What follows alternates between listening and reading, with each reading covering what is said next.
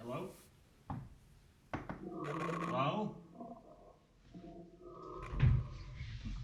Thought I heard something. Anyhow, a few weeks ago, I posted a reaction video to the first release trailer for the remake of Castle Freak.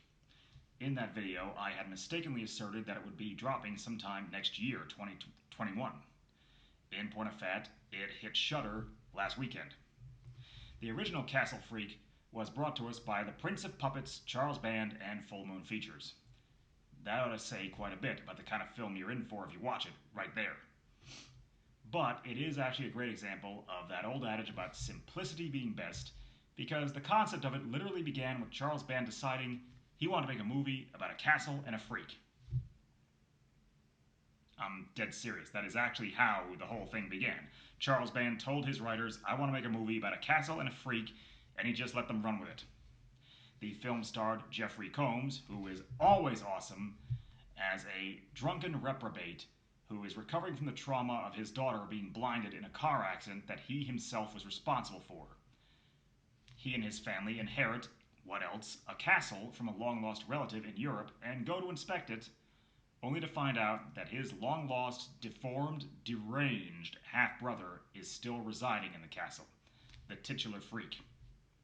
The film was corny, it was sleazy, and it was gory.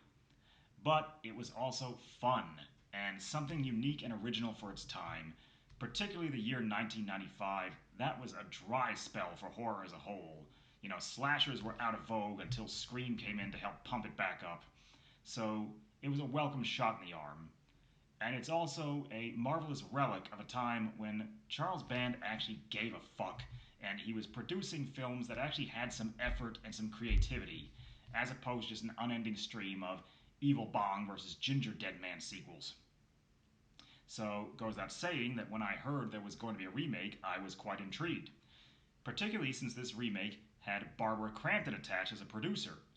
She played the wife of Jeffrey Combs in the original film, which indicated to me that this movie was going to be made from a position of love. It was going to be made with some real effort to pay tribute to the original. And I would say on that front, they definitely delivered, because the basics of the plot are there. Now, Jeffrey Combs' character is dropped altogether. It's always sad to lose Jeffrey Combs, but as I've said in other videos, I do believe the whole point of a remake should be to largely stay true to the original, but to add in some new stuff. You're basically taking the original concept and putting a fresh coat of paint on it. So for this, the blind woman is now our main character. That's not a bad twist. And it does actually set us up for some very good character depth as we watch her adjusting to the life after the trauma of the car accident and losing her sight. And it sets us up for the inevitable scenes of her kind of fumbling her way around this castle while the freak stalks her. Speaking of, I do gotta say that visually, this is one of the more stunning horror films I've seen of recent times. The castle set is absolutely gorgeous, and they use its long winding corridors and large vacant rooms to very good effect. There's also a few fun nods to old school Hammer and Italian Giallo. I love that, just tickled me silly. Now, in place of Jeffrey Combs' character, we've got a totally different kind of backstory here.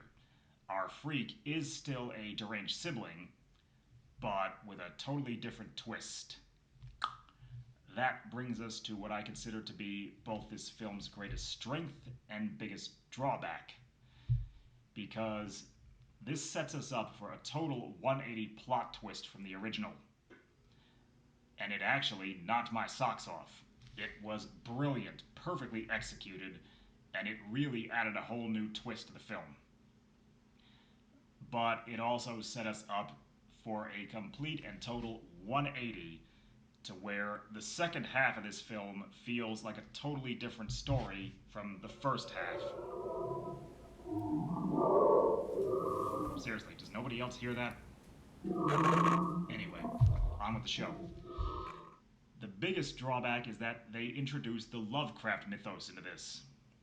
Now, the original film script did have a touch of Lovecraftian influence, but only in the loosest possible sense, particularly from the story The Rats in the Walls and The Outsider, for a scene where the castle freak catches a glimpse of himself in a mirror and smashes them. Something that they actually did cleverly allude to in this. But no, with this remake, they insisted on going full on with the great Old Ones mythos. The results just feel wedged harder than politics coming into a Facebook conversation. It is forced and unnatural. And it also sets us up for this film going so far into sleaze, you're gonna need a long shower because you are gonna feel so filthy. Now, as I said, the original was sleazy. I mean, it's Charles Band and Full Moon. How could it not be? But this one totally broke the scuzz scale in a way that just astonished me. I mean, I've seen a Serbian film. I didn't think anything was going to gross me out more. Which now leads to the one spoiler for the contents of this film that I am going to throw out to you, just as a warning to those who may share some of my scruples when it comes to my horror films. There's a rape scene.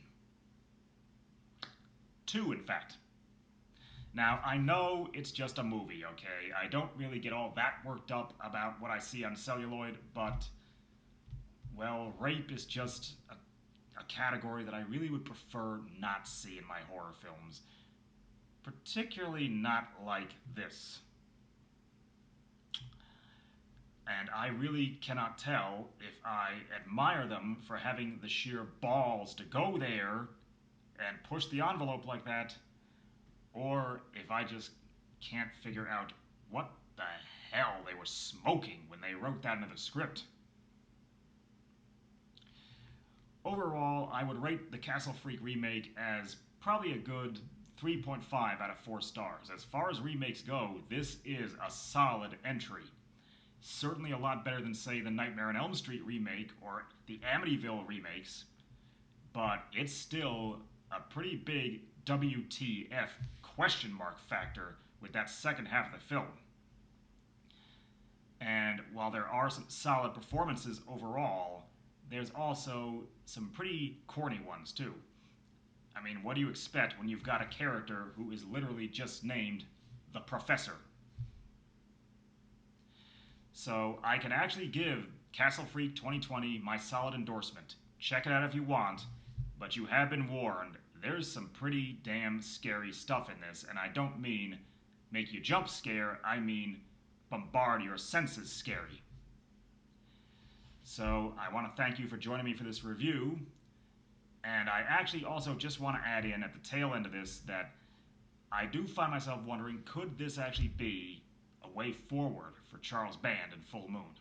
A way to break out of this rut they've been in for so long with these really god-awful string of puppet movies where you can see the hands of the actors holding the puppets, license their worthwhile properties, because they do actually have a number of them, to third parties for the remake or reboot treatment.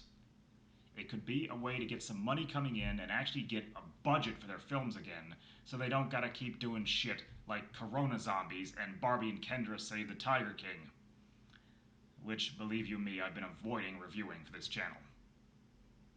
I hope you all are enjoying your holidays. We've still got a ways to go, and if this film was a testament to anything, it's that we really do gotta hold down and batten the hatches, because there's still a couple of weeks 2020 to go, and it ain't done with us yet, especially since we now got monoliths appearing all over the planet. So enjoy your holidays, folks. Tune in and join me for next time. Be drinking, be scary, and enjoy.